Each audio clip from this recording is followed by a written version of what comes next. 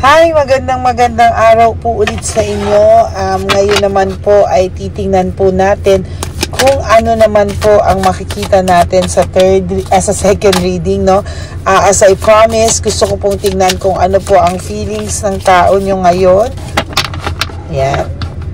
Gusto ko pong tingnan kung ano ang pakiramdam niya, no? Sa mga oras na ito. Binabalasa ko lang po, no?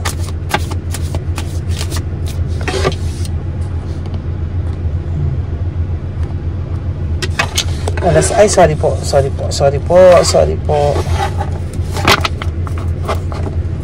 Balasahin lang po muna natin para kitang-kita nyo po na talagang binalasa natin at hindi ito yung matulad sa kahapon lamang.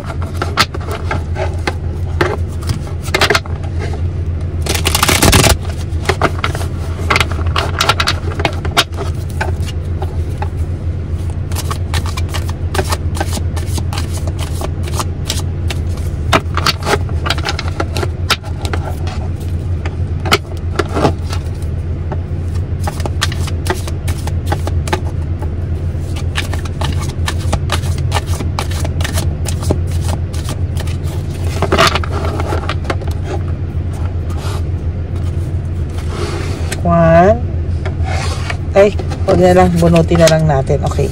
I can't express myself. I think nakita ko din to kahapon sa kanya, no? I can't express myself, meaning hanggang ngayon po, hindi pa rin po malaman ng person nyo paano po niya ma-express sa'yo yung nangyari, no? Yung nangyari talaga na, kasi because sometimes po nauunahan na siya ng hiya, nauunahan na siya ng pagiging ma-ego niya, ma-pride niya, na napapahiya siya sa sarili niya. So, minsan hindi niya po ma-express sa'yo kung ano po talaga yung pakiramdam niya. Naiisip niya po na sa ganyang ugali niya, ikaw lang din daw talaga ang nakakaintindi sa kanya. Most of the time, naguguluhan din po siya. Pero to be honest with you, sa totoo lang, alam niya po sa sarili niya na kahit siya ay naguguluhan sa sarili niya, pero ikaw naiintindihan mo siya. Bukod tanging ikaw po ay nakakaintindi sa kanya. I am stuck in vision of us together. Sa totoo lang po, hanggang ngayon, naiisip niya pa rin yung pinagsamahan niyo, or na-stuck pa rin siya sa vision na kayo pa rin sa bandang huli, no? But ang problema lang po dito is kung paano po siya lalapit ulit sa'yo, kung ano po yung pakiramdam na naiisip niya na paano pa yung feelings niya ulit pag naging kayo ulit, matatanggap mo pa rin daw ba siya, no? Somehow meron siyang resentment, no? Tulad dun sa kanina, may resentment siya and desire to reconcile. Naiisip niya lang na deserving pa ba siya, o baka naman daw mas meron sa yung mas may deserving na iba para sa iyo, no? Hino-hold niya lang po yung feelings niya sa iyo. Sabi niya, I need to hold back my true feelings for you, meaning hino-hold lang po niya yung totoo niyang nararamdaman. Why? Because nahihirapan po siyang i-release, no, or ipapakita sa iyo yung totoo niyang pagmamahal sa iyo.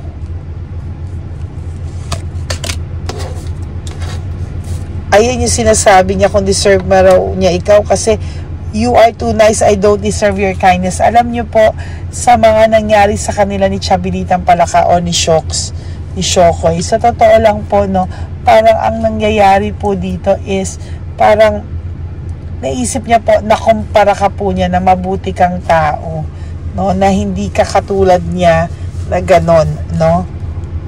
So, ayan, no, parang naiisip niya po na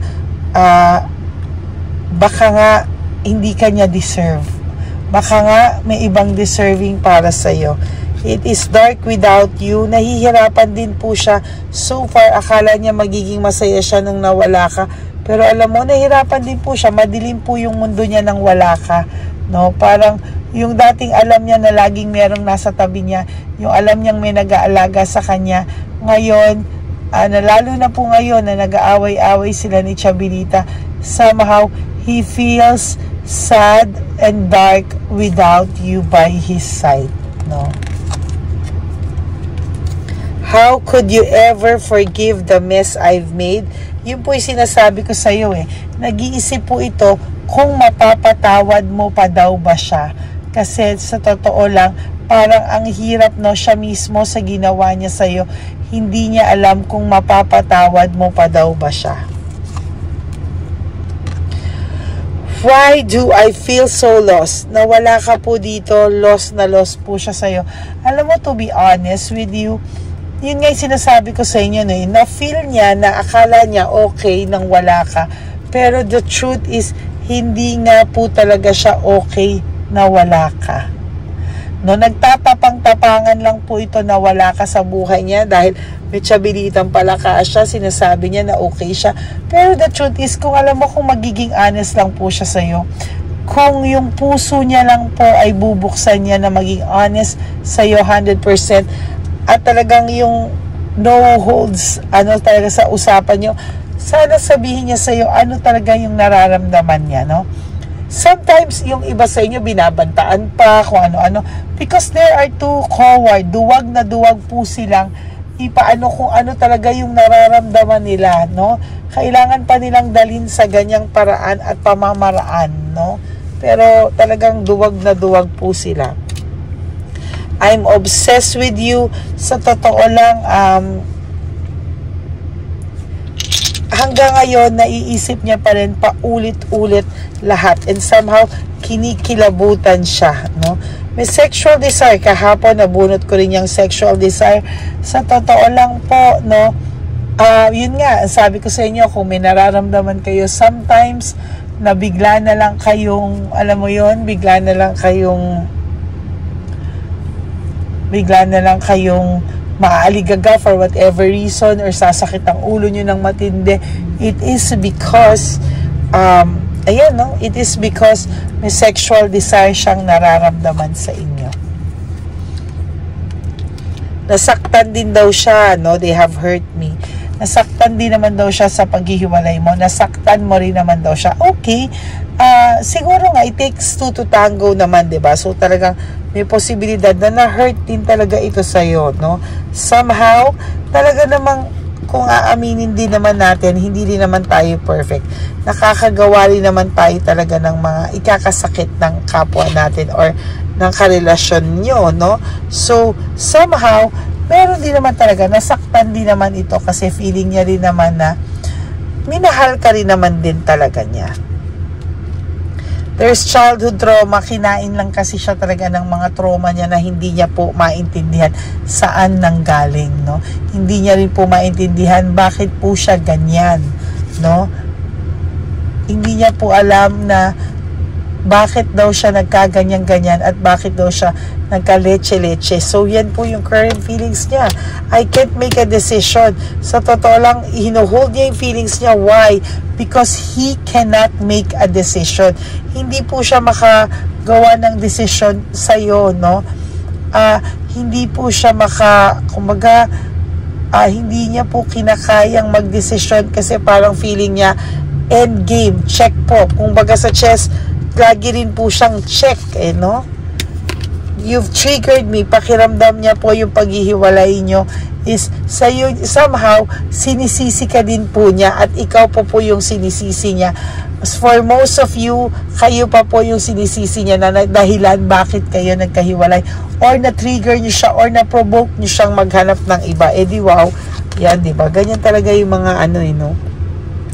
The heat between us is intense. Kumbaga, yung init daw sa inyong dalawa, hindi pa rin nawawala para sa kanya, no? Feeling niya may spark pa rin kayo. Although, nung una po, akala niya po talaga nawala na yung spark, nawala na yung kilig factor, naghiwalay na yung kilig factor. Pero sa totoo lang, ayan, no? I have to let you go to find myself. Sa totoo lang, no?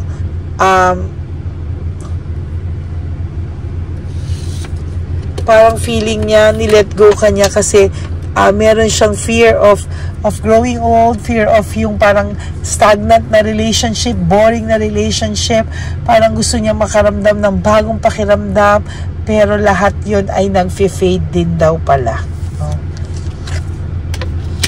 I long for your kiss, sexual desire, I long for your kiss, talaga pong gusto niyang may mangyari sa inyo, no? Is it over? Iniisip niya po sa mga nangyayari sa iyo, gigive up mo na raw ba talaga siya? Totally, hihintayin mo daw ba siya na maging okay siya? Or ayaw mo na daw ba talaga sa kanya? Painful memories, yan, no? Nasasaktan po siya, may painful memories po siyang nararamdaman. I can't do this right now.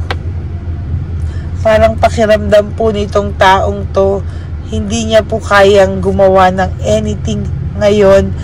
Wala po siyang lakas ng loob gumawa ng anything ngayon. Wala siyang lakas ng loob na itama yung mga mali niya. At ngayon, sabi ko sa inyo, status quo lang po siya, no? Siya daw yung lalaki, pero sa totoo lang po, napakatuwag ng person nyo. I can't handle your love. Una po talaga na overwhelm po siya sa pagmamahal mo, no? Parang lahat, feeling niya talagang nag-enjoy po talaga siya sa pagmamahal mo, no? Eventually, feeling niya po, akala niya boring, yung pala, hinahanap-hanap ka pa rin po niya. Bakit mo daw siya mahal? Minsan nagtatanong po siya sa lahat sa nakarelasyon niya, bakit sa lahat sa inyo ikaw ang nagmahal sa kanya? So ano daw po ang nakita mo sa kanya? Bakit mo daw siya minahal ng katulad ng pagmamahal mo sa kanya, na samantalang sa lahat ay hindi naman siya ginawan ng ganyan?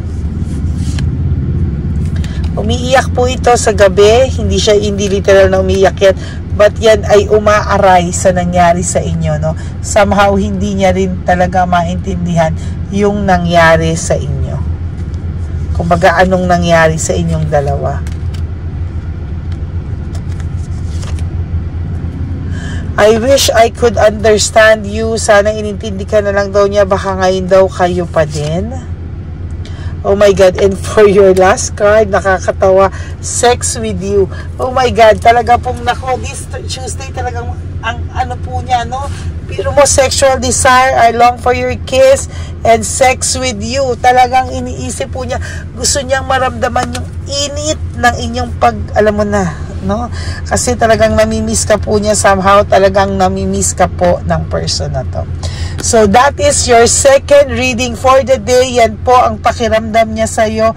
Pinagnanasahan ka po niya sa mga oras na to. My gosh, no? Pinagnanasahan ka po niya sa mga oras na to. Okay? So that is your second reading for today. I will be back later for another set of reading. Pasensya na po kayo. Medyo nagbabawi rin po ako ng lakas, kaya hindi po ako nakakapag-reading ng tatluhan. But I will just try. I will not promise, pero at least meron na po kayo sa aking dalawang reading for today. Okay? Maraming salamat po sa inyo, to all my Lady Elena friends, family, and subscribers. I love you all from the bottom of my heart. Huwag po kayo malulungkot. Life is short. Don't make it shorter by stressing yourself from all the pains and heartaches na binigay sa inyo ng person nyo. Okay? Just be grateful sa buhay. No, surrender everything to the divine universe or Papa Jesus. Just let go and let God write your life and love story. No, for those of you that wants to have a private reading with me, you can message me at Lady Elena. Nasa dulo po yan ng video. That's my only legit and official account. Diyan nyo lang po ako pwedeng i-message. Okay? Ingat lang po sa scammers. Okay? And help me reach 10,000 subscribers. Yay! Thank you so much po. Malapit na po tayo mag 10,000 subscribers. Tulungan nyo po ako. Just manifest it. And ayan na po, no? Dadating po yan. Sa tulong nyo pong lahat. Maraming salamat po. I love you all. God bless you, and I will be back later. For those of you that wants to give me a super thanks, I would really appreciate that. No skipping of ads po. Appreciate ko po yan. Tulong nyo na po sa akin yan. I love you all. God bless you. Bye!